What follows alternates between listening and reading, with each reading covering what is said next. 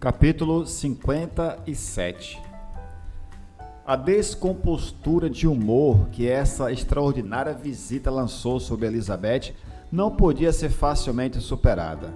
Nem ela poderia, por várias horas, pensar menos incessantemente.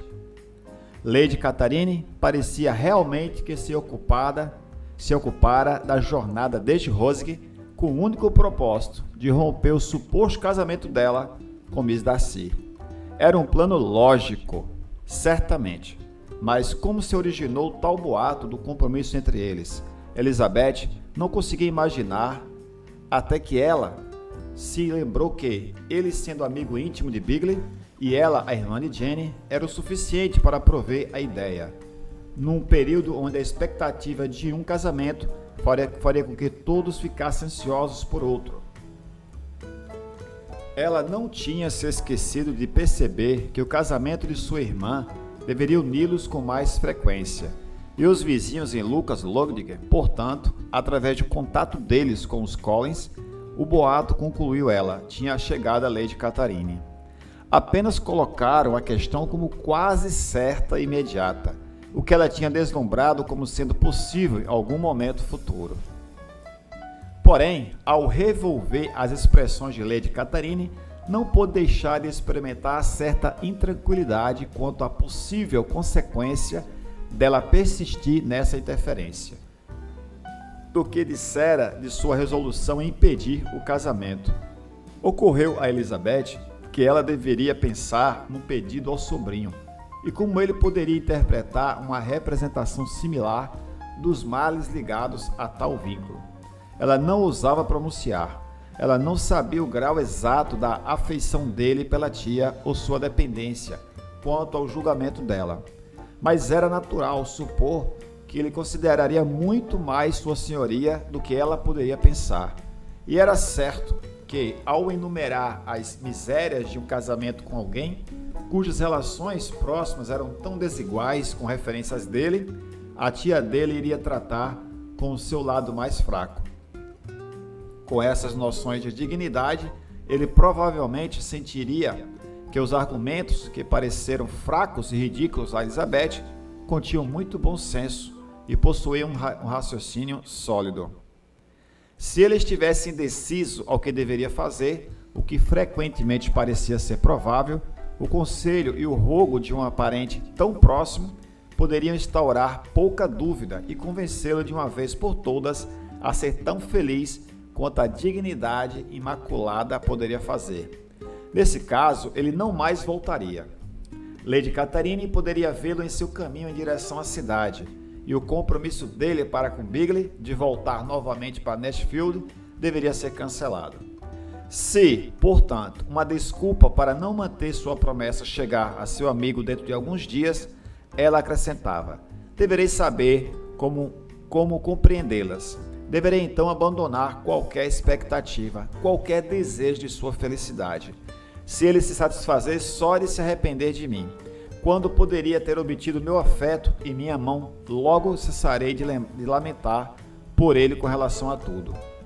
A surpresa do restante da família ao saber quem era a visitante deles foi muito grande, mas se contentaram com o mesmo tipo de suposição que apaziguara a curiosidade de Sra. Bennet, e Elizabeth foi poupada de tal aborrecimento sobre o assunto.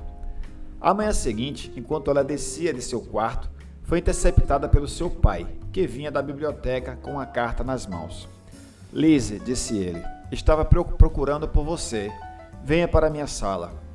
Ela o seguiu para lá, e sua curiosidade em saber o que ele tinha a lhe dizer foi acentuada pela suposição de estar vinculada, de alguma maneira, à carta que ele segurava.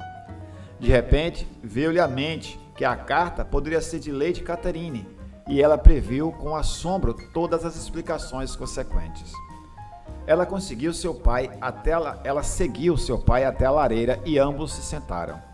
Ele então disse: recebi uma carta nesta manhã que me surpreendeu muito. Como se trata principalmente de você, creio que deveria conhecer o seu conteúdo. Eu não sabia antes que possuía 2 filhas na iminência do matrimônio. Deixe-me felicitá-la por uma conquista tão importante. O rubor agora corria pelo rosto de Elizabeth com a instantânea convicção de ser uma carta do sobrinho, ao invés da tia. E ela estava indecisa se deveria estar mais satisfeita do que ele se explicasse de uma vez, ou ofendida pela carta não ter sido enviada diretamente para ela, quando seu pai continuou. Você parece consciente. As jovens têm grande compreensão sobre assuntos como estes, mas eu creio que eu possa até desafiar a sua sagacidade para descobrir o nome de seu admirador. Esta carta é de Sr. Collins. De Miss Collins? E o que ele pode ter a dizer? Algo muito próximo do propósito, claro.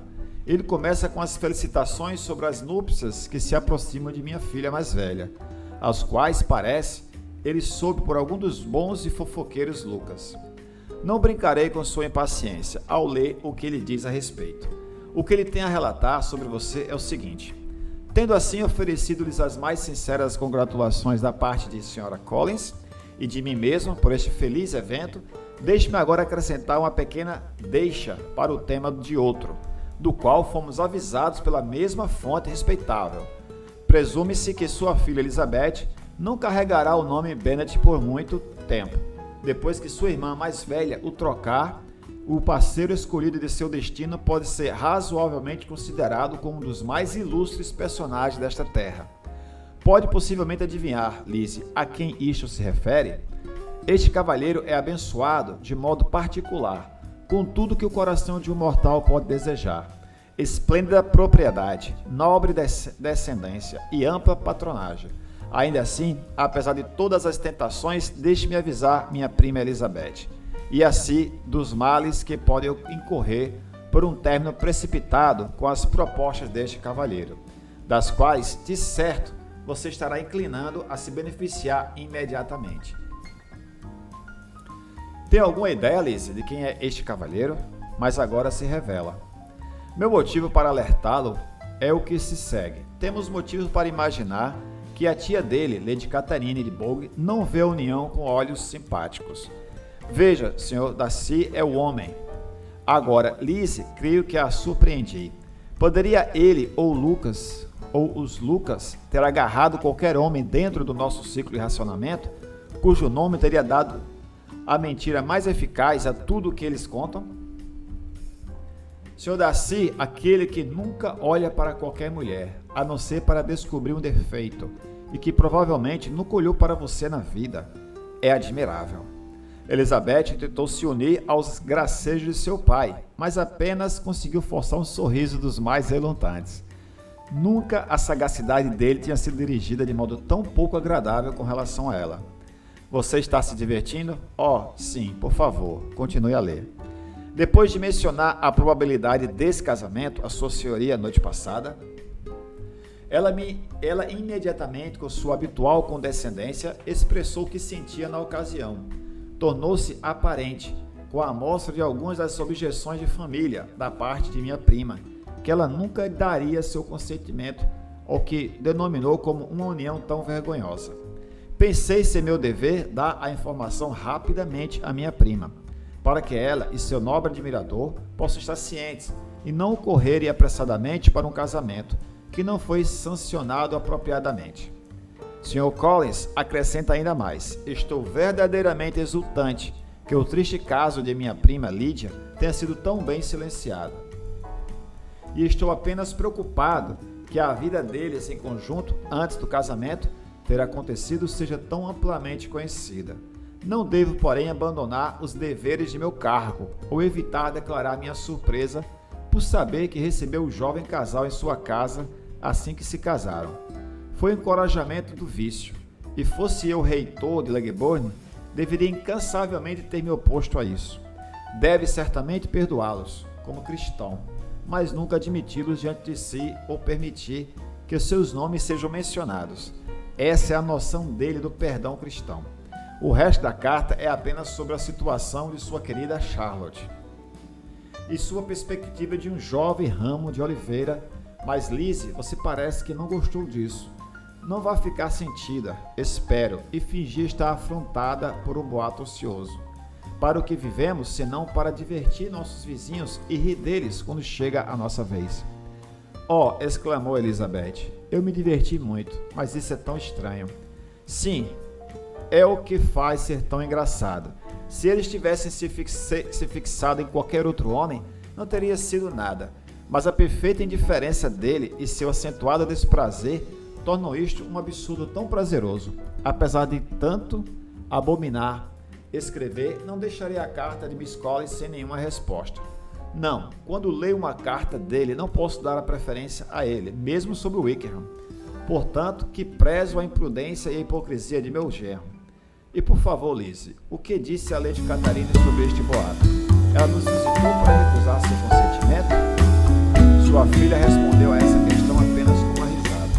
E como a pergunta não trouxe nem a menor das suspeitas, ela não estava incomodada com sua repetição. Elizabeth nunca esteve tão incapacitada de fazer esses sentimentos parecerem com o que não eram.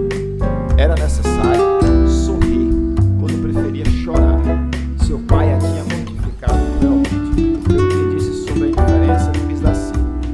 E ela não poderia fazer nada a não ser se surpreender com tal falta de compreensão ou medo que, talvez, ao invés de vê-lo tão pouco, ela pudesse ter fantasiado demais. Fim do capítulo 57. Inscreva-se no canal, deixe seu like e compartilhe com alguém e seja sempre muito bem-vindo ao canal A Voz do Livro. Saudações!